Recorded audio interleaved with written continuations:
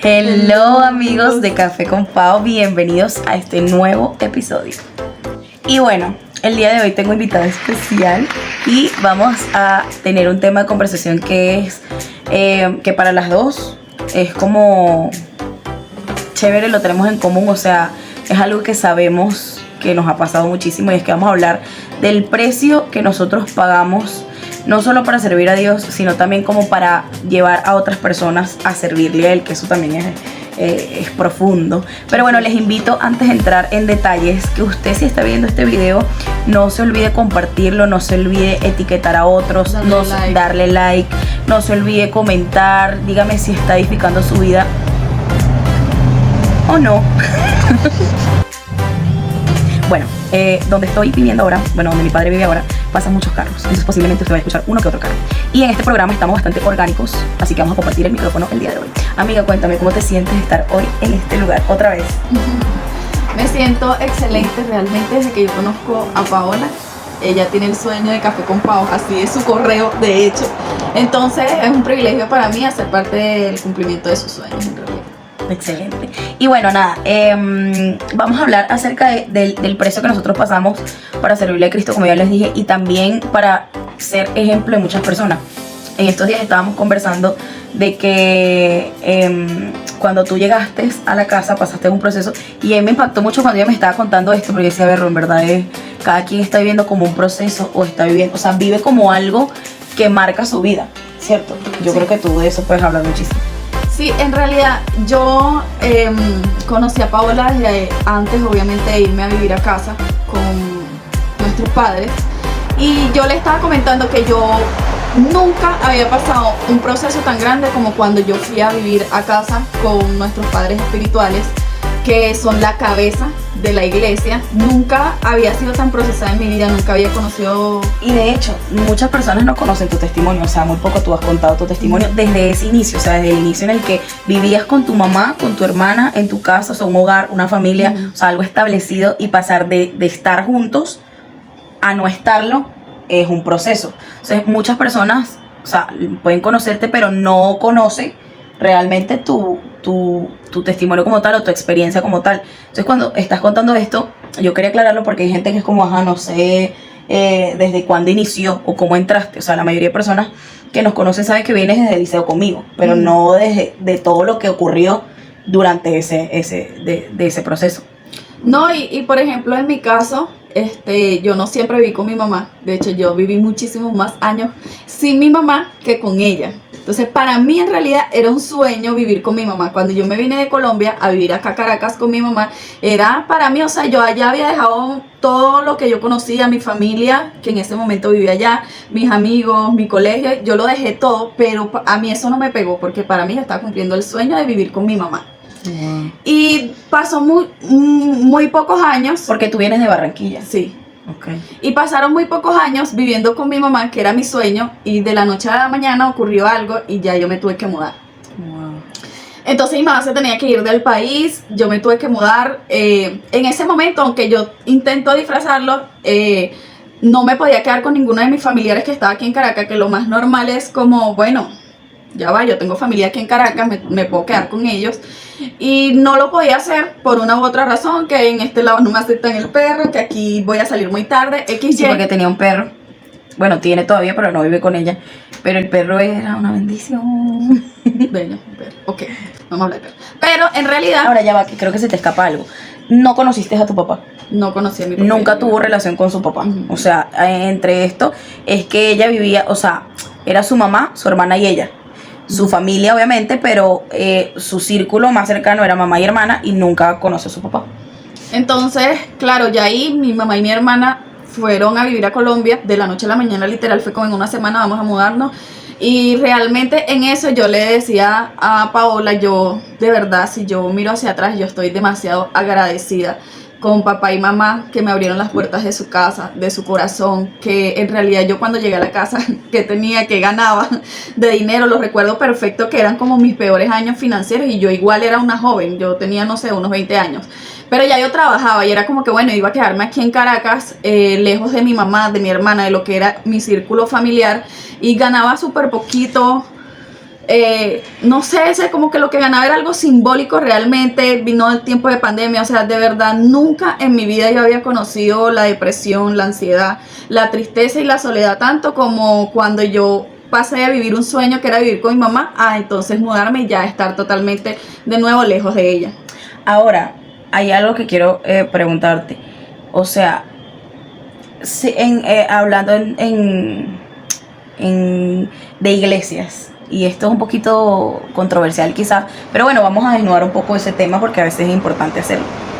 En la iglesia hay muchas personas que en algún momento te subestimaron o te menospreciaron por lo rápido que según ellos tú creciste dentro del ministerio, porque hay muchas veces que los cristianos, y vuelvo a repetir, o sea, estoy hablando de ellos como si yo no fuese una, pero realmente también soy cristiana, y no lo hago por malponer, sino como exponer un poco el tema de que hay muchas cosas que mejorar como cuerpo de Cristo. Y creo que es importante que antes de juzgar a otros o de matar el proceso de otros, evaluemos qué es lo que ellos están viviendo, porque por ejemplo, este tipo de cosas que tú estás contando, la mayoría de las personas no lo saben y solamente dicen como, ay, ella es una nueva que subió por gracia o que subió porque, bueno, o vivía sea, allí, ajá, pero no ven que pudiste haber abandonado en ese proceso y no lo hiciste, o sea, hubo algo de valor ahí. Y en ese proceso, luego de que tú estabas viviendo tu episodio y empezaste a subir en la iglesia, como de rango, vamos a decirlo así, o de nivel, y muchas personas que deberían haber estado en tu nivel, o sea, ya en tu nivel, y tú lo superaste, te cuestionaron, te juzgaron o te criticaron. Sí, y sí, sucedió muchísimo, les costaba demasiado sujetarse, y mamá en ese momento era como, María Isabel, yo quiero que tú digas esto así, y que lo hagas de la manera como si yo lo estuviera diciendo. Y obviamente jamás en la vida es lo mismo que lo dijera mami a que lo dijera yo. Okay, obviamente. Claro. Entonces a la gente le chocaba y era demasiado difícil y me criticaban y era como que, bueno, ¿y esta nueva de dónde salió? ¿De dónde vino? Si ella se congregaba en la iglesia. Porque yo en ese momento ya yo conocía a Paola, ya yo me congregaba, pero yo me congregaba cada 3 meses más o menos, cuando yo lograba por ahí a pelear con mi mamá. Porque no podía, o sea, la mamá no la dejaba tanto venir a la iglesia. Porque los domingos eran familiares para nosotros. Entonces era como, bueno, no vas para allá porque tenemos que hacer esto, no vas para allá porque tenemos que ir para donde tu tía, no vas para allá porque tenemos... Entonces realmente yo me congregaba cada 3 meses. Yo en estos días le dije a papi, yo tenía un pastor por enlace. Yo veía enlace todo, yo siendo una joven, y de verdad yo en estos días hablaba con uno de los mentores que es mi amigo, y yo le decía a Michael, mi testimonio es totalmente diferente al que muchos pudieran contar. Porque yo llegué a Cristo y yo no llegué por algo fragmentado. Yo no llegué como una historia triste que llega del mundo, y un joven que viene de las, no sé, de la promiscuidad y tal, no, ajá, yo no llegué por un desastre financiero, por decirte, no, yo tuve un encuentro con Jesús. ¿Sabes? O sea, tú me invitaste a un retiro de niños, porque yo era una niña y yo tuve un encuentro con Jesús. O sea, todos los que me conocieron desde ese momento, y yo siendo una niña igual, era como yo en la casa, de verdad tenía un pastor. Y era como que todos los días yo veía. Y era como que a pesar de que mi mamá no me dejara ir a la iglesia, mamá, yo soy cristiana y yo quiero ir a la iglesia. Yo peleaba por ir a la iglesia. O sea, era una cuestión de que yo quiero ir, yo oraba. Nadie me mandaba a orar, yo oraba. Paola me visitaba, papá y mamá me enviaban, como que en ese momento no eran papá y mamá, en ese momento para nosotros eran el señor Rubén y la señora Otilia. Bueno, nosotros en ese tiempo, para ponernos un poquito en contexto, estábamos en religión. O sea, en religión que nosotros éramos, qué sé yo, era hermana María, hermana Juana, hermana Petra, y cada domingo era un verso bíblico. O sea, de esa era éramos nosotros, o de esa etapa fuimos nosotros. Entonces, claro, en ese tiempo mi papá y mi mamá, que eran pastores, pero no se le decía ni pastores, era como hermana Otilia y hermano Rubén. Luego descendieron, ¿no? Sí, a hermano pastor y hermana pastora. Y bueno, ya de ahí para adelante, porque Cristo nos rescató. Entonces, realmente, cuando yo fui a vivir a casa, que ya es como, bueno, cambio de vida, cambio de atmósfera y cambio de todo, yo sí entendía realmente a las personas que me criticaban y que pensaban como que de dónde ella salió. Y yo normalmente no cuento mi testimonio porque para mí era como, yo no lo veía como un proceso que yo pasé. Era como, ¿cuándo empezaste a verlo como un proceso que tú pasaste?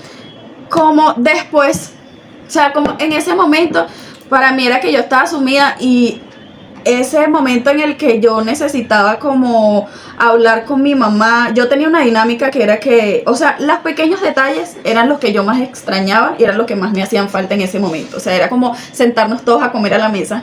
Que mi mamá me esperaba y era como después que yo llegaba a casa, ven hija, ¿cómo te fue? cómo te fue en el día, y yo, mamá, eso era lo que yo más extrañaba. Pero en ese momento, yo recuerdo, yo jamás en mi vida, yo sí decía que yo veía la televisión y yo decía, pero ¿por qué la gente tiene un diario? Porque los niños tienen un diario, los jóvenes, no sé, yo no me imaginaba, hasta que yo necesitaba hablar con alguien y ese escape era un diario. Era como que yo escribía, me siento así, necesito a mi mamá. O sea, tú viviste ese proceso como redactándolo. Ajá, lo redactaba al principio. Y después yo migré, y mis mejores años de relación con Dios, en ese momento, o sea, desde que yo tuve un encuentro con Jesús hasta ese momento, fueron esos en los que yo migré de Espíritu Santo, yo te escribo, ahora Espíritu Santo yo te lo hablo. Y mucha gente, o sea, yo sí recuerdo que había mucha gente que te menospreciaba. Y era como, ay no, esta es una novata que está, bueno, ajá, hay muchas personas que sí se han sentido así, han llegado a un ministerio en el que son nuevos y les toca, o sea, están pagando un precio, o sea, han pagado su precio, no se están rindiendo en el proceso, no están abandonando su llamado ni su ministerio, y entonces obviamente eso te hace subir a un escalón. Entonces, no es que nada más porque... Perdón, no es porque somos bonitos ante Dios y Dios como que, ay, bueno, tengo más aprecio a ti, te voy a poner de anciana. No, es porque estás pagando un precio, que es lo que estamos hablando. Entonces, hay muchas personas que llegaron a un punto en el que están más arriba de los que tienen 5 años en la iglesia. Entonces, esos que tienen 5 años en la iglesia critican al que subió en menos de un año. Sí. ¿Cómo lograste hacer eso? ¿Cómo lograste mantener ese carácter? En realidad, en relación con Dios, tú puedes lograrlo todo. Okay. Pero yo no podría decirte que yo lo hice solo como, no, yo sí te puedo decir que en eso papi y mami creyeron demasiado en mí. O sea, ellos me dieron la identidad que yo necesitaba en ese momento. O sea, ellos marcaron mi vida, iban marcando mi destino. O sea, mamá, de verdad, ella me iba como, quiero que hagas esto así, como yo lo haría. Y era, yo sentía el respaldo de ella. Okay. Cualquier persona que viniera como a criticarme o hacerme X, así yo no le dijera, y ella se diera cuenta, es como, perdón, ya va, a ella la mandé yo. Okay. O sea, ella lo está haciendo, yo tenía el respaldo de ella. Entonces, ese respaldo, por ese respaldo, yo estaba viviendo un proceso igual ante otras personas. ¿Por qué? Porque yo tenía un respaldo que tal vez ellos querían y no podían tenerlo. No podían tenerlo porque yo creo que tampoco estaban pagando su precio, porque hay mucha gente que quiere ver la gloria pero no quiere pagar el precio. Entonces ella pudo haber abandonado en ese tiempo, pudiste haberte rendido y simplemente decir, pero yo no aguanto esto, me voy a casa de mi tía, porque ella entró a una casa pastoral, o sea, a un ministerio pastoral que no es igualito que entrar a la casa de tu tía. O sea, tu tía no tiene que dar ejemplo, tu tía no tiene 1 millón de gente tocándote la puerta a las 10 de la noche, o tu tía no tiene que prestarle la cama al que tú no conoces pero te tocó prestar. O sea, todo eso era algo en lo que tú tenías que como adaptarte, que llegaba a visita y era como, bueno, María Córdoba, en tu casa tú te acostabas a dormir. Yo recuerdo que tú era como que hay visita, Mora, pero párate, y Mora estaba acostada en su cama tranquila. En mi casa no era así, llegaba visita y todos teníamos que salir a atender a la visita.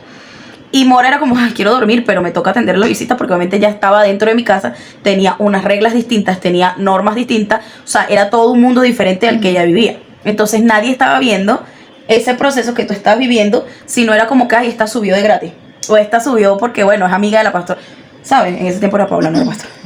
Sí, y realmente en eso yo sé que mamá nunca se movía por emociones. O sea, yo sé que si yo hasta estos tiempos he permanecido es porque de una u otra forma en mí hay un corazón de fidelidad. Porque si mami hubiera visto en mí un corazón de traición, mami o papi, en algún momento ellos iban a decir como que no, María Córdoba, esto no va hacia adelante. O sea, y yo te lo decía en estos días, yo en realidad, el Señor el domingo me traía memoria cuando yo ingresé allí que yo no sabía hacer nada.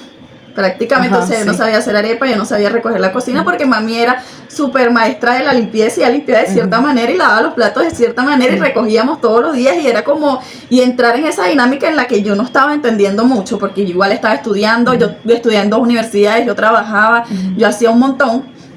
Entonces es como realmente, entonces entrar en esa dinámica de debo hacer las cosas ahora sí.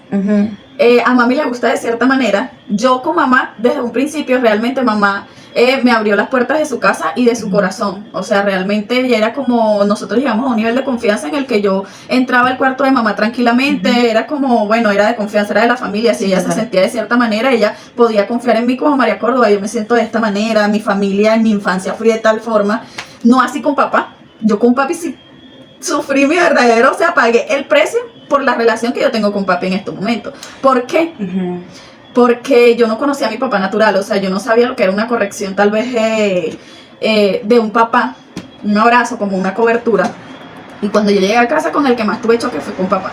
O sea, choque en cuestión de carácter. O sea, Mora tenía un temperamento, papi tenía otro. Entonces era como que, obviamente ella no estaba acostumbrada, o era lo que yo veía, tú no estás acostumbrada como a tener roces con paternidad o a tener roces con un hombre en casa. Que era en mi casa, es tipo, llegó papi y era como llegó papi. Y uno está, o sea, el área en la que papi iba a estar, uno era como, voy a respetarlo porque llegó papá, o sea, es como una autoridad. Y en casa eso se marcaba muchísimo. Entonces, Mora en su casa no estaba acostumbrada a eso, porque la que en ese tiempo estaba como comandando de su casa era su mamá. Y por más que sea, mamá es súper dócil, súper llevadera, o sea, era otro mundo. En cambio, en el caso con papi te tocó lidiar demasiado. Sí, no, y en realidad todo tenía un trasfondo. Y yo, cuando a mí me preguntaban sobre mi paternidad natural, que yo decía, no, en realidad, yo aún desde niña, yo siempre decía como, ¿te hace falta tu papá? No, ¿quisieras conocerlo? Tampoco. ¿Sientes alguna falta de perdón? Menos. O sea, para mí era como, yo totalmente lo suprimí. Y para mí era, no me importa, una persona, yo siempre lo decía, una persona menos por la cual llorar cuando muera. Entonces, cuando chiquito uno se imagina como la muerte de los familiares. Y uno lloraba, ay, si se muere mi mamá. Pero cuando llegaba como, bueno, menos mal no tengo papá, si no me toca llorar por él. Entonces, para mí eso era todo lo que para mí eso era lo que significaba no tener un papá. ¿Y en qué momento tú hiciste como la transición de ver a papi como señor Rubén o pastor, al punto de tú decir hoy en día que mantienes una relación de hija?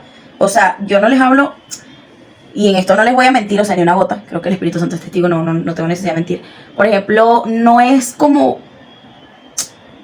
algo ficticio, o por lo menos no es algo que yo vea ficticio, que he conocido 1 millón de personas que le dicen papi a papi, o padre espiritual, pero no se parece en nada a un hijo espiritual, o a algo que, o sea, para mi hijo espiritual, que yo te puedo decir, no, ese es un hijo espiritual, tiene que ser alguien como Rubén o como yo. O sea, que está dispuesto totalmente a darle bien por papi si uno le toca. Porque es como que, bueno, o sea, es mío. O sea, lo que a él le duele me tiene que doler, lo que a él le cuesta me tiene que costar. O sea, a tener ese acceso completamente. Y algo que yo siento que tú conquistaste dentro de muchos que hoy en día están, fue la relación de hija y padre. Y ahí, ¿en qué momento tú llegaste a decir, lo veo como un papá, o estoy sintiendo algo diferente por él? El perdón. O sea, realmente el perdón fue el que yo tuve. ¿El perdón a quién? Yo tuve un encuentro con el Espíritu Santo. En la presencia de Dios. Y él me dijo como es necesario que perdones a tu papá natural para que tú puedas tener una relación con tu padre espiritual. Así clarito me lo dijo. O sea, no. Y yo lo perdoné, o sea, y en la presencia de Dios yo me quebranté demasiado. O sea, empezaron a venir imágenes a mi mente de momentos en los que yo necesité de mi papá natural. Desde chiquita. O sea, como en este momento. Y en este momento, y en este momento, o sea, momentos en los que yo lo necesité. Y era como, bueno, de allí viene el perdón, es como, te perdono porque me abandonaste. O sea, porque hay momentos en los que yo necesité de ti y tú no estuviste. ¿Entiendes? Entonces, yo lo perdoné, eso fue como un sábado. Y ahí tú sientes que fue como una ruptura, como un antes y un después. Ajá, en mi corazón. Pero faltaba un perdón con papi, porque yo con papi más rebelde imposible. O sea, de que chocaba y era como no, y él sí, y yo no, y él sí, y yo no, y era como que de verdad me la enfrentaba. Entonces yo llegué, recuerdo que un domingo en la iglesia, delante de todos, yo como no, yo quiero decir algo, quiero dar mi testimonio, y en realidad yo quiero pedirle perdón a mi papá espiritual. Me pasó esto y esto y esto en la presencia, y el Espíritu Santo me dijo que yo necesitaba pedirle perdón a él, y le pido perdón y acepto su paternidad, y a partir de ahí, un antes y un después.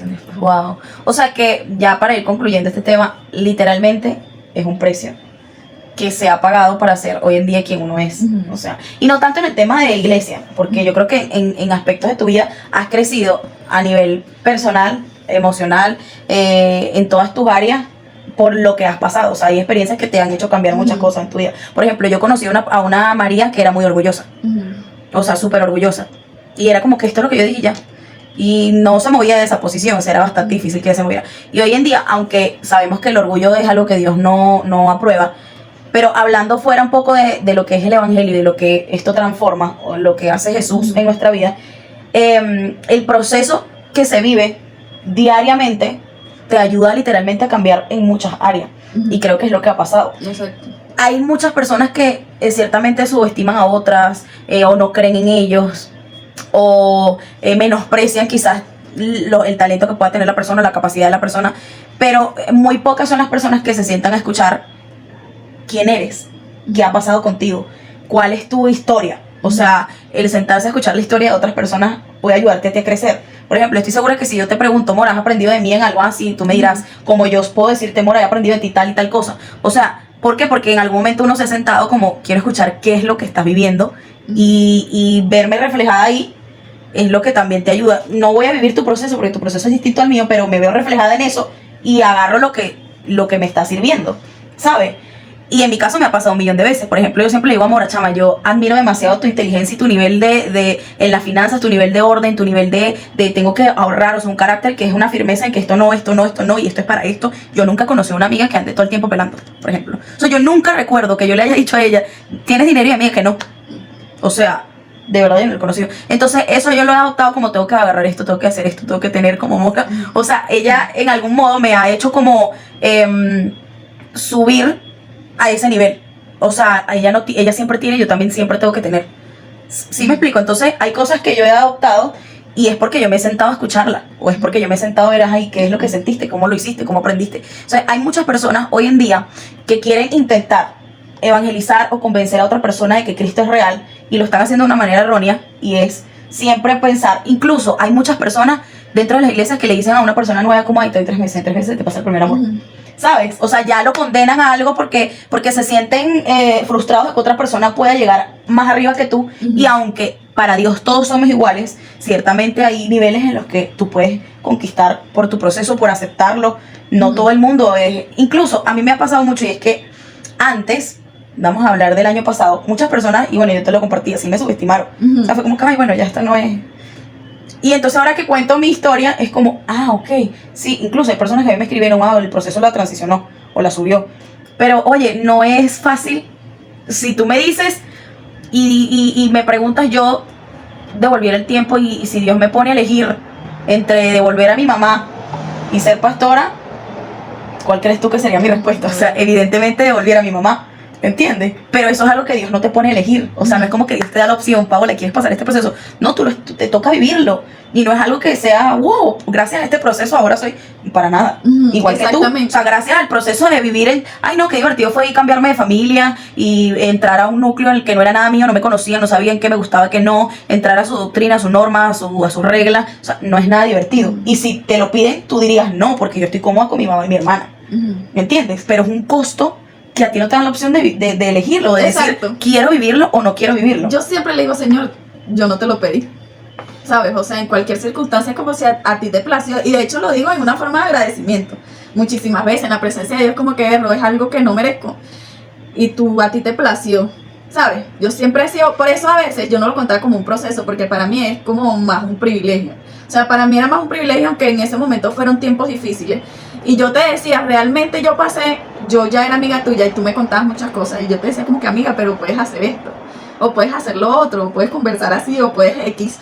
Y cuando yo pasé a ser parte de ese movimiento, yo entendí. No, y cuando yo le contaba a ella como, ay no, yo me siento muy triste, me siento mal, o siempre llegaba con un rollo que contar, o siempre llegaba con, ay no, estoy grave, estoy triste, estoy... Morena, como, estás todo el tiempo andando así, pero, o sea, ¿por qué? Cuando ella entra ya a todo lo pastoral, al ministerio como tal, o sea, a lidiar con el ministerio, porque obviamente era parte de nuestra familia pastoral. Entonces ya estaba aquí, literalmente. Entonces cuando ella entra a este mundo y y se da cuenta que es una presión, que es morir todos los días, ya ella empezó como estar en una posición de que todo el mundo nos ve. De que todo el mundo ve. Que hay muchísimas personas que están esperando a que uno caiga. Porque es como, esta no puede ser así tan santica. Esta alguna, porque a mí me pasa, o sea, yo a veces no tengo mucho que contar, y porque yo sí así como que tengo mi personalidad y en verdad siempre, y es como, no, raro. Estas como que no son vírgenes nada, ¿sabes? Porque no pueden creer que uno a los 27 años sea virgen, que uno vaya a llegar al altar virgen, ¿sabes? Porque no lo puedes creer, porque estás acostumbrado a estar en una sociedad en la que las niñas ahorita pierden la virginidad que da, ¿sabes? Entonces eso igual es un precio que nosotros hemos pagado, ¿entiendes? Y yo te decía, en realidad, ¿por qué Satanás te lanza más a ti? porque estás en una posición de liderazgo en la que muchos te ven. Si tú caes y hay personas que te ven equivocándote, hay muchos que se van a ir nada más porque, no, la hija de pastor es loca, ¿qué quedará para mí? Yo mejor me voy para otra iglesia. Cambio, sí, tal vez uno no es por menospreciar, pero alguien va un domingo sí, un domingo no a la iglesia y un día lo ven tomando, ¿qué pasa? No pasa nada. No pasa nada. ¿Entiendes? Pero si a ti, que eres la hija del pastor, me te ven un día tomando, te agarran y te graban un video, te suben a redes sociales y todo el mundo te critica. Sí, todo el mundo. ¿Entiendes? Y mucha gente va a dejar de ir a la iglesia porque la hija del pastor la vieron tomando. Incluso mucha gente puede dejar de creer en Dios solamente por algo que yo siempre, y ahora sí vamos a ir cerrando, está súper bueno este podcast, creo que vamos a tener otro episodio de esto porque tiene muchísima tela que cortar, y ahí es donde entrábamos en el punto de que te hacen sentir como que tú eres la que estás equivocada. Pero algo que yo antes siempre repetí, mi mamá era la que se ponía a luchar conmigo, y era que yo decía como, ay no, yo no tengo por qué darle ejemplo a nadie, yo no quiero ser ejemplo de nadie porque no tengo las cualidades para dar ejemplo, y yo era más rebelde, o sea, en mi casa yo era muy rebelde, en el aspecto en que yo era siempre como en contra de algo, de por ejemplo usar falda, yo no quiero usar falda, yo no quiero, y si eso era ser evangélica, pues ahí es donde yo les digo que era rebelde porque yo no quería. Ay, Paola, tienes que comportarte así, no puedes ser tan loca porque, o sea, eres la hija del pastor. Pregúntenme, a mí no me importaba, o sea, yo siempre era como que yo soy así, no vean mi ejemplo en nada, no sigan mi ejemplo. Y hasta el sol de hoy hay muchas veces que yo es como que vuelvo, ay, no me vean de ejemplo. Pero literalmente hay muchas personas que pueden dejar de creer en Dios solamente por verlo a uno errar. Y algo que yo siempre le digo a la iglesia, incluso a mis discípulos y a los que tengo cerca, es pongan su mirada en Dios. Porque, o sea, literalmente mientras nosotros estemos en esta tierra, todos somos pecadores. O sea, yo no me considero una santa y tampoco me considero que no he pecado. O sea, en el día hoy quizás hice 1.000.000 de pecados. Y bueno, de esta manera hemos llegado al final de este podcast. Espero o esperamos que les haya gustado este podcast, que obviamente es un segmento nuevo que se llama Café con Pau. Espero sea de edificación para usted y aprenda de que tiene que tomarse un café con la persona que usted está criticando, con la persona que usted está menospreciando, subestimando, y preguntarle cuál es su historia. ¿Sí? Así que bueno, esa es la invitación y ese es el mensaje final. Siéntate con esa persona que estás cuestionando y pregúntale cuál es su historia, y estoy segura que vas a cambiar tu perspectiva con respecto a ella. Y siempre la fidelidad te abre puertas, te trae acceso. O sea, si algo a mí me trajo acceso fue ser fiel. Wow, ser fiel a quienes en algún momento creyeron en mí, porque muchas personas no creyeron en mí, pero los que en mí han creído, yo he sido fiel y me he mantenido a su lado. Así es. Así que bueno, gracias por llegar hasta este punto, espero que les guste. No olvides compartirlo, no olvides comentar qué más quieres hacer, qué más quieres ver en este programa, y por supuesto darle corazoncito. Así que bye.